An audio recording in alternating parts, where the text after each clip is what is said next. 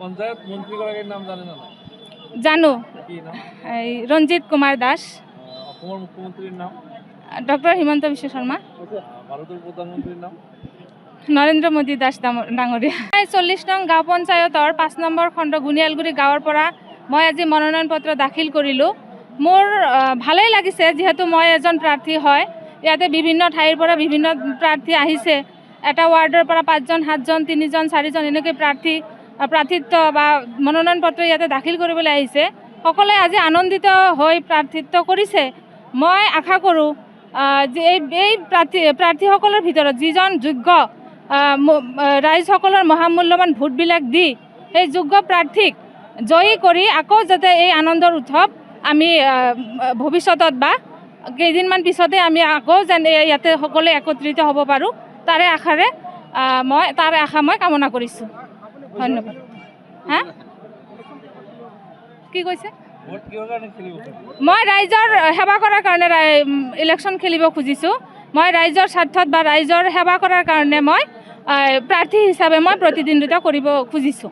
মানুহৰ উৎসাহ উদ্দীপনা বহুত বেছি, আৰু এইবাৰ পঞ্চায়ত ইলেকশ্যনৰ চবৰে মানে এটা আগ্ৰহেৰে আজি মই যিটো পৰিৱেশ কলগাছিয়া ৰাজহ চক্ৰত আপোনাৰ হেৰিত দেখা পাই আছোঁ, মানুহৰ যথেষ্ট এইবাৰ মানে, আৰু যিখিনি মানুহ মই দেখা পাইছোঁ মেক্সিমাম ভোটাৰ মানুহ এতিয়া আহি উপস্থিত হৈছে। নিশ্চয়কৈ মানুহৰ ভিতৰত এটা জাগৰণৰ সৃষ্টি হৈছে।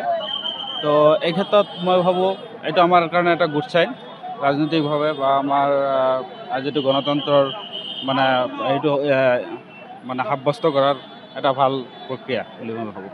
খণ্ডৰ সদস্য হৈ আহি আকৌ তেওঁ পঞ্চায়ত সভাপতি হ'ব। আমি ৰাইজে আশা কৰিছিলোঁ, মোৰ গাঁৱৰে হয়, মোৰ লগতো ভাল। আমি আশা কৰিছিলোঁ যে দাদা এইবাৰ জিলা পৰিষদৰ নিৰ্বাচন খেলিব, নহ'লে আগলৈ MLA নিৰ্বাচন খেলিব। তেখেতে আকৌ পঞ্চায়ত সভাপতি হ'বলৈ আহিছে। চিন্তা নকৰিব, ৰাইজে এবাৰ তেওঁক পৰাজয় কৰি দিব 100%। বহুত সমস্যা আছে, চৰকাৰে কৰি আছে, তথাপিও বহুত সমস্যা আছে, কাৰণ আগৰ পঞ্চায়ত প্ৰতিনিধিখিনিয়ে ভালকৈ কাম কৰা নাই। যদি 50% কামো কৰিলেহেঁতেন, পঞ্চায়তৰ এনে দুৰৱস্থা নাথাকিলেহেঁতেন। তো মোৰ আশা, মই আগলৈ ৰাইজৰ হৈ কাম কৰিম, আৰু ৰাইজৰ যিখিনি সমস্যা আছে মই হিৰত লৈ আগবাঢ়ি যাম, আৰু সেইখিনি সমাধান কৰাৰ ক্ষেত্ৰত যথেষ্ট। তেনেকুৱাই আছে, ৰাস্তা ঘাটৰ অৱস্থা চাব। আপোনালোকে সাংবাদিকতা কৰে, আপোনালোকে নিশ্চয় যায়, বহুত কেইবাবাৰো আপোনালোকে সোমাইছে, মই জানো। আপোনালোকে চাব পাৰিব কিমান উন্নয়ন হৈছে। উন্নয়ন হোৱা নাই, উন্নয়ন নামত কেৱল দুৰ্নীতি, ক'ৰবাত মাটি কিনিছে, এনেকুৱা দুৰ্নীতি বহুত ক'ব নাযাওঁ মই, সেইখিনি ৰাইজে বিচাৰ কৰিব।